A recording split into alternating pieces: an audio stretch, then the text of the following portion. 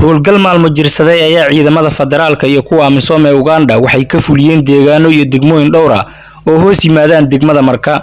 howlgalkan oo horbooday u ahaa gudoomiyaha degmada Marka Cabdullaahi Ali Axmed Waafow ayaa ciidamadu waxay u wada jihayseen dhanka iyo buuraha Jilib Marka iyo Cadcaday halkaas oo mudaba ku dhumaalaysanayeen tiro ka tirsan maleeshiyaadka. deegaanada ay maanta ciidamada u jihayseen ayaa ka mid ah deegaanka Cadcaday, Jilib Marka, Gandarshe, Buufow ilaa iyo Ceelwareegow iyo sidoo kale deegaano dhowr ah oo ururku mudaba ku dhumaalaysan jireen balse hadda halkaas iskaga carareen markii ay u soo jihaysteen ciidamada awoodda badan ee federaalka. korneelka xarada Amisom Ayuub ee degmada Marka Joseph Mabaya iyo sidoo kale taliyaha nabad sugidda iyo sirdoonka Amisom ee degmada Marka Abbas iyo sidoo kale Semig oo ah sarkaal Amisom ka tirsan ayaa ugu horreyn ka hadleen howlgalka iyo guulaha laga keenay.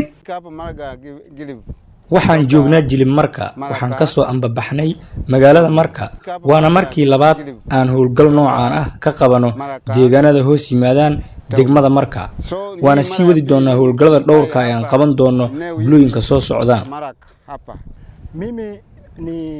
waxaan howlgal si wada jir ah u qabanay ciidankan SNA NISA iyo ciidanka deegaanka. howlgalkeena si wacan ayaa nooga socdaa waxaan hogaaminayaa gudoomiyaha degmada.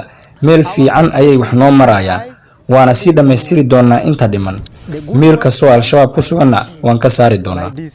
Let me thank again Afande DC of the Maraka district for the waxaan aad uga mahadnaqayaa gudoomiyaha degmada Marka caawinta uu naga caawiyay howlgalkan aan maanta sida wada jirka u wada qabanay.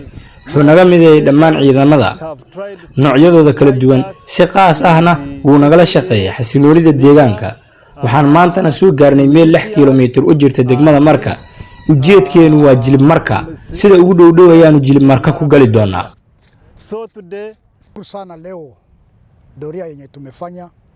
waxaan halkan u joognaa inaan xaqiijino amniga iyo ammaanka degmada iyo sidoo kale xaqiijinta deegaanada hoos yimaadaan degmada Marka. howlgalkeenana wuxuu ku sii wadaa dhankaas iyo Jilib Marka wuuna soconayaa howlgallada qaas ahaan deegaanada ku teedsan xeebta Indian Ocean.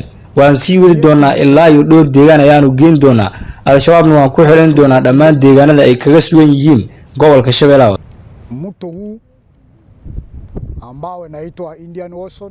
gudoomiyaha degmada Marka Cabdullaahi Ali Axmed Waafow oo isagu horbooday u ahaa dhowrka howlgal ee maalmahan la qabtay iyo kan maantaba ayaa isagu wacad ku maray in shabaab laga xureen doono agagaarka deegaanada uu xukumo. waxaan sameynay batrool ama roond xoog leh oo isla markaasayto aan ku sameynay eeriyada nimanka nabadiidka ay ku sugan yihiin. saakay waxaan soo gaarnay meelihii iyo geedihii iyo xeebihii buurtii dhexdooda ay marar qaarkood ku dhumaalaysanayeen. annaga ciidamada xoogga dalka Soomaaliya 14 October iyo nabad sugidda iyo ciidamada deegaanka iyo ciidamada Amisom oo iskaashanaya saakay waxaan batrool dheer ku bixinay xeebta dheer oo isku xirta Jilib Marka iyo degmada Marka. runtii habeenadan dhaqdhaqaaq ayay ka sii wadeen eeriyada Jilib Marka ilaa iyo Galcad ilaa iyo maxaa la yiraahdaa Yaaqbini eeriyadan. saakay waxaan si xawli ah saf ballaaran loogu sameeyay batrool garab siman oo isla markaas haya wadada dheer oo isugu xirta lambar 60 iyo Buufow ilaa xeebta Marka inta u dhaxaysa buururta iyo bacaadadaha ilaa xeebtaba. annagu qaybta xeebta Jilib soo aadibaan kamid ah yaacni maxay hogaaminaynay. ciidamada kale waxay aadeen wadada dheer ku baxda Ceelwareegow ilaa iyo Boolonaag ay jiraan. sidoo kale daaxweyntan ayaa lagu jiraa halkaasna waxaa la raad qaadayaa nimankan ku dhumaalaysanaya geedaha dhexdooda isla markaas inay gaadaan mar waliba ciidamada Amisom ama ciidamada xoogga dalka ee ka soo baxa Jannaale Marka isla markaas u socda magaalada Muqdisho kale inay wadooyinka u galaan inta badan caadiyeystay.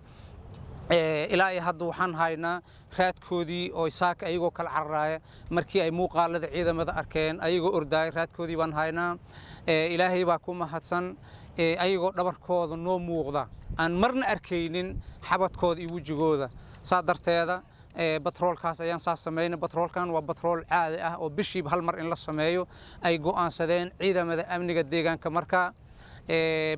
bishiiba hal mar in la sameeyo batroolkan waa ma aragtay go'aan u yaala ciidamada maxaa la yiraahdaa degmada marka ku sugan hadday yihiin 14 October hadday yihiin nabad sugid hadday yihiin amisom hadday yihiin kuwa ilaalada deegaanka degmada marka intaba waxaa la go'aansaday in nimankaanayto meelaha ay muxuu ahaay galaan iyo meelaha ay dadku ku dhibaateeyaan ama ay ciidamada ku gaadaan ayagan in lagu gaado. halkan ayaa ka mid ah deegaanada dhowrka ee maanta howlgallada sida wadajirka ugu sameeyeen ciidamada amisom iyo kuwa dawladda federaalka. waa deegaanka Cadadeey oo ka mid ah deegaanada hoos yimaadaan degmada Marka ee xarunta gobolka Shabeellaha Hoose. tiro maleeshiyada ayaa halkan ku sugnaayeen sida daraadeena ciidamadu markii ay soo gaareen ayaa la sheegay inay markaasi galeen goobo halkan u dhow isla markaana ciidamada ayaa halkan ku baaday goobaya tirada maleeshiyadka Firxadka. Maxamed Nuur Faransa, Goobjoog News, Marka, Shabeellaha Hoose.